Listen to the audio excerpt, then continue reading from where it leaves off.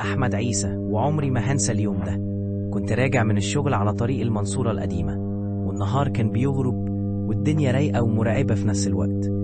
لقيت راجل غريب واقف لوحده على جنب الطريق، عينه فاتحة واحدة بس وبيمدلي نضارة.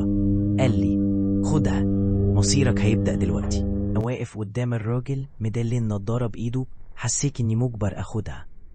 مجرد ما لبستها حسيت بدوخة، الأرض بدأت تموج تحت رجليا، والناس اللي ماشية في الشارع وشوشهم بتتفتح نصين، وفي دم بينزف من السما، وكل لون حواليا اتقلب لسواد.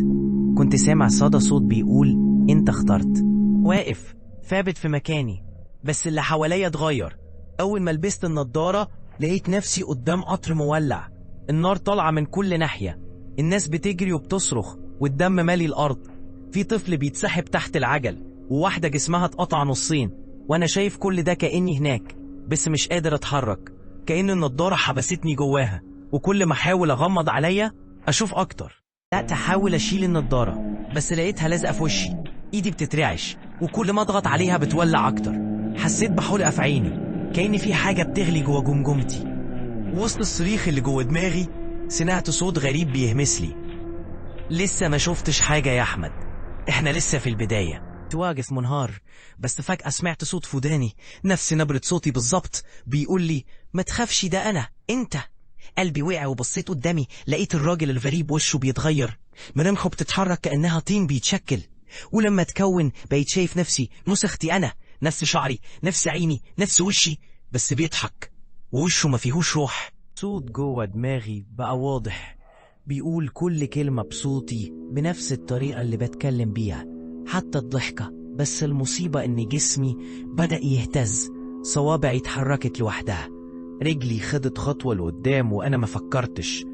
كنت واقف بتفرج على نفسي، كأن في نسخة تانية مني بتسحبني من جوه وبتقولي سيب لي الباقي، انت تعبت كفاية. النسخة اللي قدامي بدأت تضحك بنفس ضحكتي، نفس نبرة صوتي، نفس الطريقة اللي بضحك بيها لما اتوتر، بس كانت ضحكة مرعبة. وفجأة اختست كأنها اتبخرت في الهوا. قلبي كان هيقف، بس اللي جاب لي السكتة الحقيقية إني حسيت بإيد بتلمس كتفي من ورايا، إيد تقيلة باردة وبتشدني.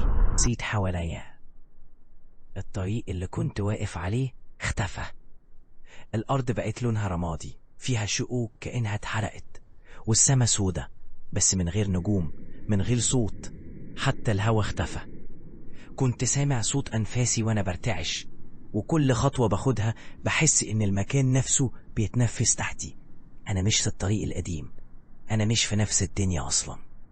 بص على إيدي، لقيت صوابعي بدأت تختفي، مش بتتحرق، مش بتتقطع، لأ بتتلاشى كأنها عمرها ما كانت موجودة. الجلد، العظم، حتى الدم، كله بيتبخر قدام عينيا، وجسمي بيتاكل جزء جزء وانا صاحي. صرخت وقعت على ركبتي، وكل نفس باخده بيخليني احس اني بنتهي، بس ما بموتش. انا برتعش على الارض وبتفرج على جسمي وهو بيختفي. سمعت صوت جاي من تحت رجلي بيقول اسمي احمد، بس مش صوت حد غريب، ده صوتي انا، اعمق، ابرد، وفي نبرة كأنها طالعة من قبر. الارض تحتية بدأت تتحرك كأنها بتتنفس او بتتفتح. انا مش بس بختفي، ده في نسخة تانية مني عايزة تطلع تاخد مكاني.